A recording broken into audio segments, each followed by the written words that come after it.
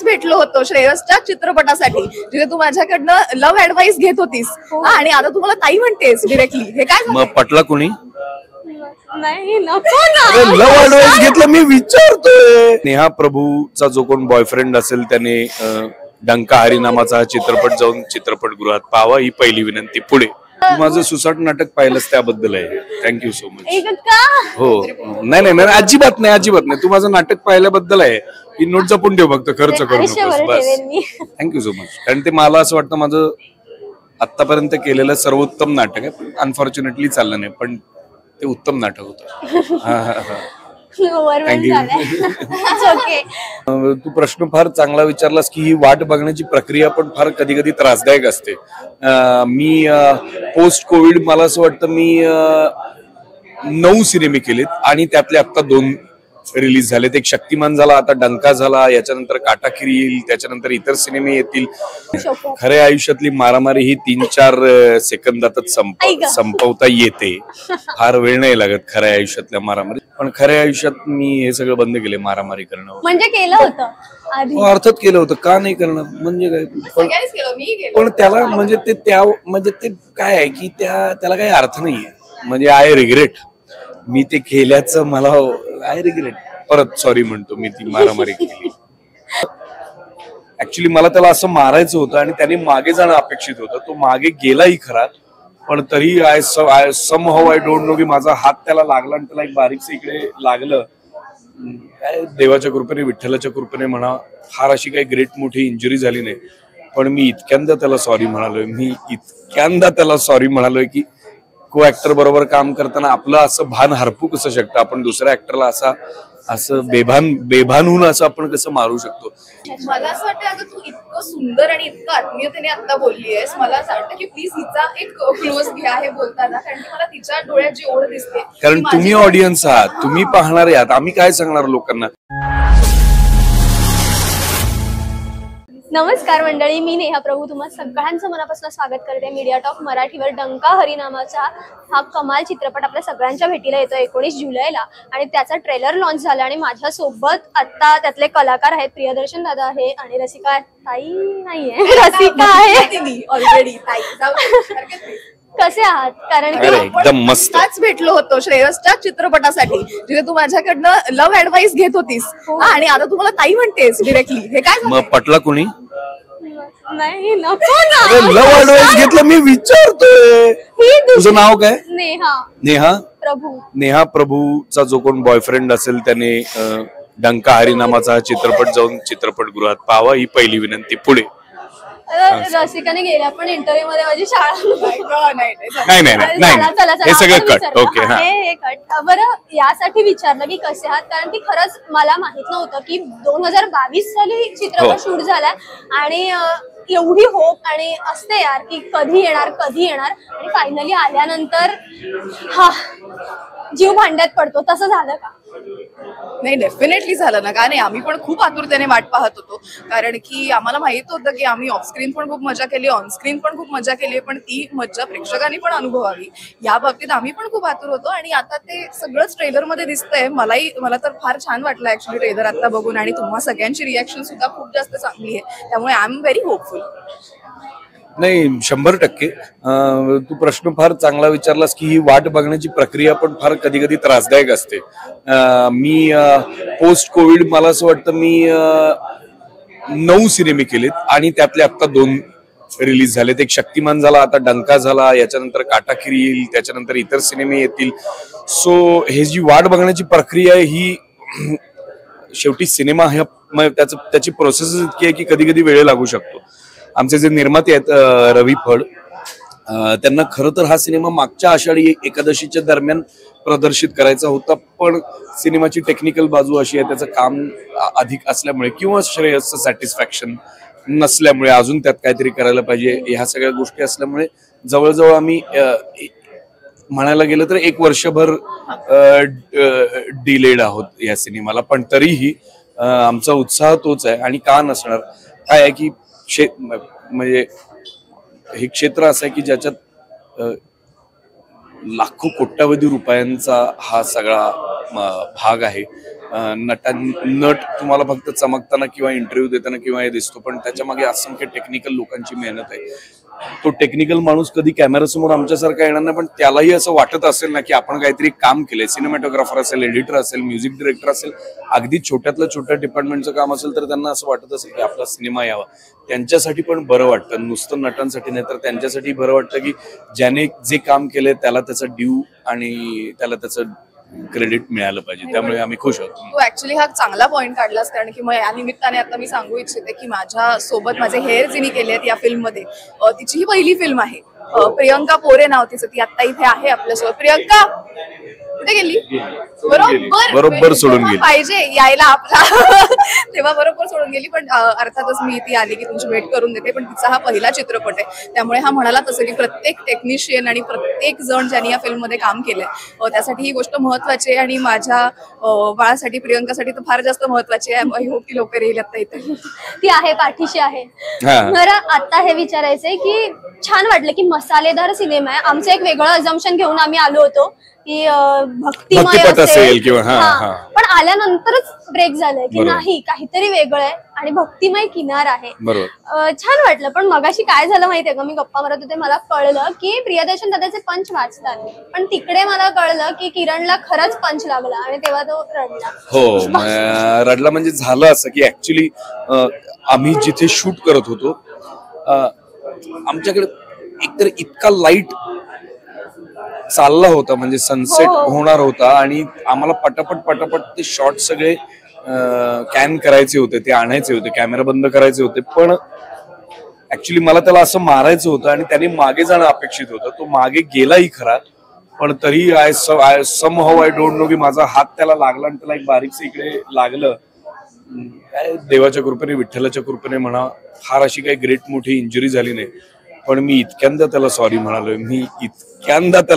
म्हणालोय की को ऍक्टर बरोबर काम करताना आपलं असं भान हरपू कसं शकतं, आपण दुसऱ्या ऍक्टरला असं बेभान होऊन असं आपण कसं मारू शकतो, ह्याचं मला इतकं जेन्युइनली वाईट वाटलं. असं होता कामा नये ना.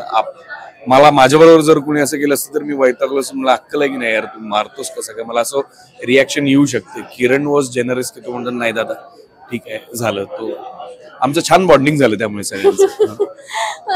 बरं, या दादाबद्दल ना मी खूप आधी लहानपणापासून पाहते, म्हणून म्हणते की आणि आताही आपण सतत सिनेमाच्या यातनं भेटत असतो, म्हणून ह्याचा जो मगासपासनाचा गुण आहे की ते सतत त्यांनी सॉरी म्हणणं किंवा जी अपॉलॉजी व्यक्त करतो ना, हा सतत तो हे आहे की सॉरी म्हण, सांभाळून घे. एक नाटक तर असं होतं की ज्याच्यामध्ये सुसाट नावाचं होतं, मी लहान होते, पाहिलंस तू? हो, मी लहान असताना पाहिलेलं.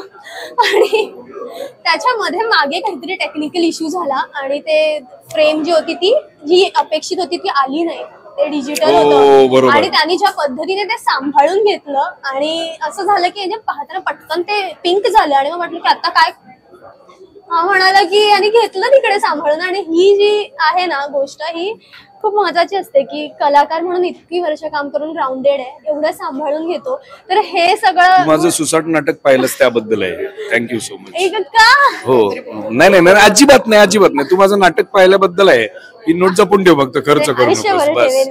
Thank you so much. कारण ते मला असं वाटतं माझं आतापर्यंत केलेलं सर्वोत्तम नाटक आहे. अनफॉर्च्युनेटली चाललं नाही, पण ते उत्तम नाटक होतं. ओके. बरं, तुझा काय, बरं याच्याबद्दल तुला काय वाटतं? असं म्हणजे हे माझं मला खूप काही वाटतं व्हेरी ऑनेस्टली, पण तू म्हणालीस ते अत्यंत बरोबर आहे. आणि माझा अनुभव फक्त या चित्रपटापुरता मर्यादित नाहीये. आम्ही आणखीन एक चित्रपट केलाय काटाकीर नावाचा, जिथे तो दिग्दर्शकाच्या भूमिकेत आहे. त्याच्यामुळे मी त्याला को ऍक्टर म्हणून पण अनुभवलं आहे, दिग्दर्शक म्हणून पण अनुभवलंय. अत्यंत मेहनती, अत्यंत सांभाळून घेणारा, तू जसं म्हणालीस तसं. आणि I mean there are a lot of great things in him, जे मीच त्याला मध्ये मध्ये ओरडत असते की अरे तुला आज माहिती नाही तुझ्यात चांगले गुण आहे. But a very real and genuine person at heart. आणि मी म्हटलं तसं की आमची मैत्री इतकी चांगली झाली की इज ऑलमोस्ट फॅमिली नाव आता. डंकाच्या निमित्ताने ओळख झाली, त्यामुळे I am very very grateful to this film की त्या निमित्ताने आपण भेटलो. पण कसलं कोइन्सिडन्स आहे तो, काटाकीर पण मध्ये पण तुम्ही दोघं जण एकत्र आहात, इथे पण एकत्र. होय, आणि असं काही न ठरवता, म्हणजे आम्ही असं काही काटाकीरसाठी भेटूया आणि डंका करूया किंवा डंकासाठी भेटतो तर काटाकीरही करायचंय आपल्याला, असं काही न ठरवता खूपदा झालंय. कास्टिंग ही अशी गोष्ट आहे की अनेकदा दिग्दर्शक जरी असलं तरी ती प्रत्येक वेळेला प्रत्येक कास्टिंग दिग्दर्शकाच्या हातातच असतं असं काही नसतं. सगळं जुळून आलंय छान. बरं, जी किनार आहेत, भक्तिमय किनार आहे असं म्हणतोय आपण, त्याविषयी थोडस विचारायला आवडेल की किती स्पिरिच्युअल आहात दोघं, किंवा किती? कारण काही जण असतात जे 24 तास पोथी घेऊन बसत नाही, काही म्हणतात की मी माझ्या कामात लीन होतो, तिकडे मला माझा देव सापडतो. काही जण असतात ज्यांना खरंच वाटतं की मी ध्यान करत बसावं, तिथे मला देव सापडेल. तुमचं काय आहे, कुठे ते अध्यात्म? मी काय असं रेग्युलरली देवळात जात नाही, किंवा मी रेग्युलरली काय आपण म्हणू रोज उठून देवाला नमस्कार करणे किंवा असं मी काही रोज करत नाही. पण जर कुणी करत असेल, म्हणजे माझ्या घरी समजा आई करत असेल आणि आई म्हणाली की ये नमस्कार कर, किंवा घरी गणपती असतो तर ते मनोभावे करायचं, किंवा कुणी म्हणालं महालक्ष्मीलाच आहे, तर मी कधीही ते असं करत नाही की कशाला तू जाणं मी येतो नंतर वगैरे. मी असं करत नाही. ज्या भक्तिभावाने माझ्या बरोबरचा माणूस ते करतोय त्याच भक्तिभावाने, तेवढ्याच श्रद्धेने, तेवढ्याच प्रेमाने मी ते करतो, कारण ती त्याचीही भावना आहे. आणि मग त्याच्या मी जर त्याच्या भावनेचा काय आपण म्हणू आदर नाही केला तर ते योग्य नाही वाटणार. पण मनोमनी, म्हणजे अगदी देवळात जाऊन असं नाही, पण मनोमनी जर आभार मानायचे असतील तर ते मी मनोमनी खूप आभार मानत असतो. मग देवाचे किंवा काही ज्या काही आयुष्यात घडणाऱ्या चांगल्या गोष्टी आहेत, किंवा ज्या पद्धतीने एका थोड्याफार पद्धतीने आम्ही जे प्रिव्हिलेज्ड आहोत त्या बाबतीत मी खूप मनोमनी आभार मानत असतो. कृतज्ञ. त्यामुळे तो मला असं वाटतं की आपण पूर्ण काय आपण म्हणू खरेपणाने जर आपण एखाद्या गोष्टीचे आभार मानतो तर ते तिथपर्यंत पोचत असतील असं मला वाटतं. तुझ्या बाबतीत काय? Complete same. बरं, आता जसं की म्हणते मी की 2 वर्ष झाली तरी पण तुमच्या दोघांतलं बॉन्डिंग तसं आहे. आता दुसरा सिनेमा मला कळलंय अजून बरेच असतील पण, किंवा भविष्यात लिहून ठेवले पण असतील. नाही खरंच नाही. काय अशी गोष्ट आहे जी तुम्हा दोघांना जोडून ठेवते? नाही, मला असं वाटतं मैत्री हीच गोष्ट आमची सगळ्यात स्ट्रॉंग आहे.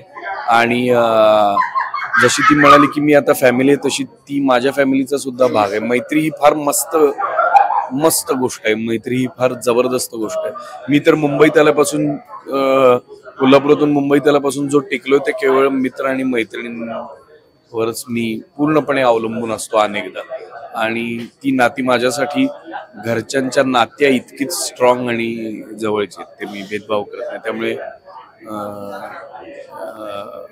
ती अनेकदा मला काय काय अशा भयंकर गोष्टी सांगत असते, ज्या मला असं वाटतं अच्छा असं पण आहे का, बरोबर असं मी जरा जज करतो. त्या भयंकर मी शब्द अशासाठी म्हणतो की नॉर्मली अशा गप्पा होत नाहीत. मित्र भेटल्यावरच अशा गप्पा होतात, नाही तर अशा गप्पा होतील कशा? मी, अनिकेत, किरण, रसिका, आम्ही ह्या सिनेमाला फार भयंकर धमाल केली आहे.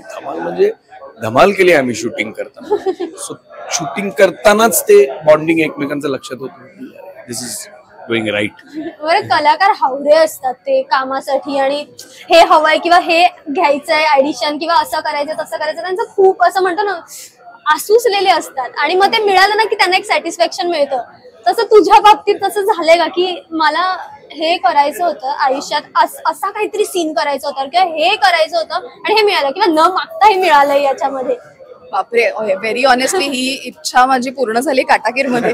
पण मी आता मी त्याबद्दल बोलायला योग्य नाही. काहीच नाही बोलू शकत. बरं, या सिनेमात कुठली फ्रेम आहे अशी, किंवा आता ट्रेलर आम्ही पाहिला, मला सगळ्यात जास्त आवडलेली फ्रेम होती ती म्हणजे अख्खा ट्रेलर कमाल होता, पण एक असतं ना लाडकं काहीतरी सापडतं, ते म्हणजे ती जी हरी नावाची जी नाम जो दिसतो आकाशात, ते एक साईन देणं म्हणतो ना आपण की युनिव्हर्स साईन देते आपल्याला, तसं काहीसं जाणवलं. तसं तुझी कुठली लाडकी फ्रेम आहे या सिनेमात, किंवा एखादा सीन हे तोडलंय मी इकडे, हा मला सांगायला आवडेल. बापरे, मला असं वाटतं की बराचसा जो फायटिंग सिक्वेन्स आहे ज्यात, कारण मी बऱ्याच नवीन गोष्टी शिकले होते, त्यामुळे मला असं वाटतं की most of the things from that are my really favourite. आणि ते फेवरेट असण्याचं आणखीन एक कारण म्हणजे आमचे ऍक्शन डिरेक्टर पम्मा पाजीचे, काटाकीरसाठी पण ऍक्शन डिरेक्टर आहे. Is a brilliant man. त्यामुळे त्यांच्या अंडर राहून बऱ्याच गोष्टी शिकून त्यांना स्वतःला फाईट करताना बघणं हीच एक मोठी पर्वणी आहे. ते इतके सुंदर दिसतात अगं फाईट करताना. He is brilliant above all levels. आणि अर्थात डंकामध्ये त्यांचं सुंदर काम आहेच, पण गाटाकीमध्ये आणखीन जास्त सुंदर काम आहे असं म्हणेन. तर हे जे फायटिंग बद्दल आपण म्हणतोय, तुझं काय आहे म्हणजे हे जे फायटिंग वगैरे आपण तिथल्या तिथे करतो रे, म्हणजे सिनेमात दाखवतात आणि ते आपण तुम्हाला शिकवलं जातं आणि तुम्ही करता, त्याचा उपयोग खऱ्या आयुष्यात होतो का, की कधीतरी करू शकतो? खऱ्या आयुष्यातली मारामारी ही 3-4 सेकंदातच संपवता येते. फार वेळ नाही लागत खऱ्या आयुष्यातल्या मारामारीत. सिनेमा असतोच त्यासाठी ना. 1 सेकंद तुम्हाला 10 मिनिटं म्हणून पण दाखवता येऊ शकतो, हीच तर सिनेमाची गंमत. पण खऱ्या आयुष्यात मी हे सगळं बंद केले, मारामारी करणं. म्हणजे केलं होतं आधी? अर्थात केलं होतं, का नाही करणार, म्हणजे काय. पण त्याला म्हणजे ते काय आहे की त्याला काही अर्थ नाहीये. म्हणजे आय रिग्रेट, मी ते केल्याचं मला आय रिग्रेट. परत सॉरी म्हणतो, मी ती मारामारी केली. विठ्ठला माफ कर, मी मारामारी केली. काही हरकत नाही. बरं, हा जो हरिनामाचा डंका आहे तो वाजणार आहे 19 तारखेला. आम्ही खूप जास्त उत्सुक आहोत की कधी एकदा सिनेमा येतोय. माझं मन नाही भरलं ती फायटिंग बघून, कारण तुझ्या अंगावर काटा आला ना शेवटी पाहता पाहता.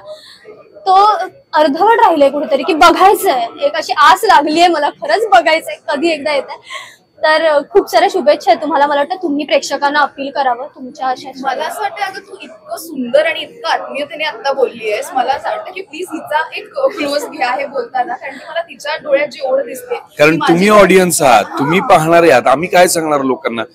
ट्रेलर लोकांना आवडला आणि जर लोक थिएटरकडे आले तर 100% त्यांना सिनेमा आवडेल. That's it. Thank you so much. All the very best. Thank you.